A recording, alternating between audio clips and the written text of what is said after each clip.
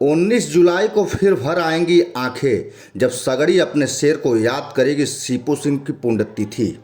सगड़ी के शेर सर्वेश सिंह सीपू की 12वीं पुण्यतिथि यादों में बसी एक अनमोल विरासत।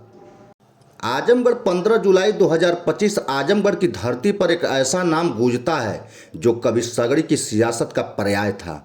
पूर्व विधायक स्वर्गीय सर्वेश सिंह सीपू उनकी 12वीं पुण्यतिथि 19 जुलाई 2025 को जीयनपुर स्थित उनके निजी आवास पर श्रद्धा और सम्मान के साथ मनाई जाएगी।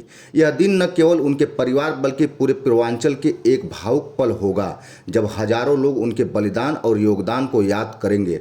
सगड़ी की जनता के दिलों में सीपू का नाम आज भी अमर है और उनकी पुण्यतिथि पर उमड़ने वाली भीड़ इनका जीवंत प्रमाण है।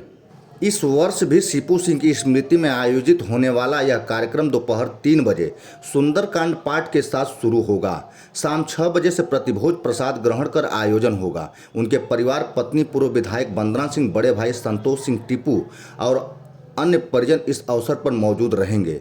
आयोजन की तैयारियां जोर शोर से चल रही है और क्षेत्रवासी से अपील की गई है कि इस भावपूर्ण श्रद्धांजलि में शामिल होकर इसे सफल बनाएं। सर्वेश सिंह सीपू का नाम सगड़ी की सियासत में एक मील का पत्थर है। आजमगढ़ के अमुआरी नारायणपुर गांव में जन्मे सीपू सिंह को राजनीतिक पिता स्वर्गीय रामप्यारे सिंह ने विरासत में मिली। रामप्यारे सिंह जो समाजवादी पार्टी के दिग्गज नेता और मुलायम सिंह यादव के करीबी थे, सगड़ी को अपनी कार्यभूमि बनाया। 1996 में सपा के टिकट पर सगड़ी से विधायक चुने गए। रामप्यारे सिंह ने क्षेत्र में अपनी गहरी छाप छोड़ी। 2003 में मुलायम सिंह सरकार में पर्यावरण मंत्री बनने के बाद भी उनकी लोकप्रियता बरकरार रही, लेकिन कैंसर ने उन्हें असमय छीन लिया और 31 मई 2005 को उनका निधन हो गया। पिता की इस विरासत को छोटे बेटे सर्वेश सिंह सीपू ने बखूबी संभाला। 2007 में सपा के टिकट पर सगड़ी से विधानसभा चुनाव जीतकर सीपू ने साबित किया कि वे न केवल पिता के उत्तराधिकारी हैं बल्कि जनता के दिलों में अपनी अलग पहचान बनाने की कुव्वत रखते हैं। उनका सरल स्वभाव, जनता से गहरा जुड़ाव और निस्वार्थ सेवा भाव उन्हें सगड़ी का ये शेर बनाता था। कहा जाता था कि अगर कोई सपा के बाहुबली दुर्गा प्रसाद यादव को टक्कर दे सकता था वह सिर्फ सीपू सिंह ही थे। एक ऐसा दर्दनाक हादसा जिसने हिलाया पूर्वांचल, लेकिन नियति को कुछ और मंजूर था। 19 जुलाई 2013 का वह काला दिन आज भी सगड़ी की जनता के जेहन में ताज़ा है, जब सर्वेश सिंह सीपू की निर्मम हत्या कर दी गई। गोलीकांड में उनके करीबी भरत राज सहित 3 अन्य लोग भी मारे गए। इस घटना को न केवल आजमगढ़ बल्कि पूरे पूर्वांचल को हिलाकर रख दिया। सीपू की लोकप्रियता का अंदाजा इस बात से लगाया जा सकता है कि उनकी हत्या के बाद हजारों लोग सड़कों पर उतर आए। गुस्साई भीड़ ने कोतवाली तक पर हमला बोल दिया। तोड़फोड़ और आगजनी की घटनाएं हुई। जनता का आक्रोश और दर्द इस बात का सबूत था कि सीपू उनके लिए सिर्फ एक नेता नहीं बल्कि परिवार का हिस्सा थे। इस हत्याकांड में माफिया ध्रुव कुमार सिंह उर्फ कुंटू और उसके साथियों को आरोपी बनाया गया। जनता के दबाव और बिगड़ती कानून व्यवस्था के बीच राज्य सरकार ने मामले की सीबीआई जांच कराई।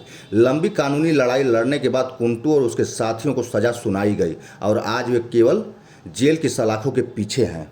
सीपू की सियासत यात्रा, पिता की विरासत, अपनी पहचान।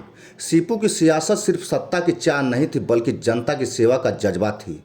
पिता रामप्यारे सिंह के करीबी और मुलायम सिंह के विश्वस्त अमर सिंह के साथ उनकी गहरी मित्रता थी। जब अमर सिंह ने 2010 में सपा छोड़कर लोकमंच बनाया तो सीपू ने भी उनका साथ दिया। बाद में अमर सिंह ने उन्हें बसपा में शामिल कराया, जहां उन्होंने और उनके बड़े भाई संतोष सिंह टीपू ने 2012 का विधानसभा चुनाव लड़। हालांकि सपा की लहर में दोनों भाई हार गए, लेकिन सीपू ने दुर्गा प्रसाद यादव को कड़ी टक्कर दी। हार के बावजूद सीपू ने हिम्मत नहीं हारी और जनता के बीच अपनी सक्रियता बनाए रखी। आज भी जिंदा है सीपू की विरासत। सर्वेश सिंह सीपू भले ही आज हमारे बीच न हो, लेकिन उनकी विरासत आज भी जिंदा है। उनकी पत्नी पूर्व विधायक वंदना सिंह और बड़े भाई संतोष सिंह टीपू भारतीय जनता पार्टी के साथ जुड़कर जनसेवा के उनके मिशन को आगे बढ़ा रहे हैं। सगड़ी की जनता आज भी सीपू को उनके साहस, सादगी और समर्पण के लिए याद करती है। उनकी पुण्यतिथि न केवल एक श्रद्धांजलि समारोह बल्कि शख्सियत को सलाम करने का अवसर है जिसने सगड़ी की सियासत को नई ऊंचाइयों तक पहुंचाया।